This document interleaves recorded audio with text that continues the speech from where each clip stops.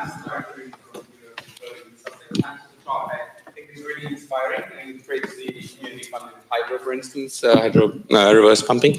What I wonder about is where you see the role of doing this kind of work in places where there's an appetite for it, where you're able to get it off the ground.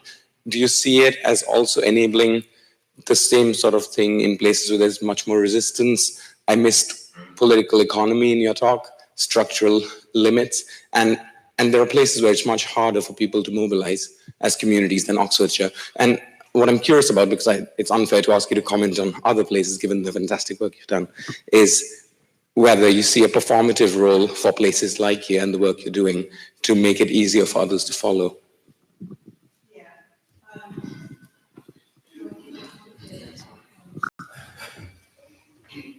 I'll sit down and do it. Fantastic. Okay, so what I would say to that is I would hope that we are producing models. Well, I know we are producing models that people can repeat.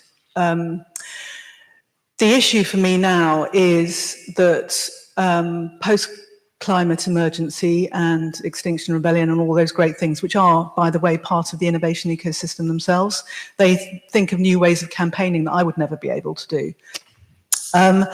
We sort of have to, because if we're going to get to net zero, we have to do that with every single person, every single household, every single business being part of that. And I would say that every single person needs to benefit from that. So what I hope is that having done stuff in a very accepting environment like Oxfordshire, that you develop models that can be used by in places where it's not so easy.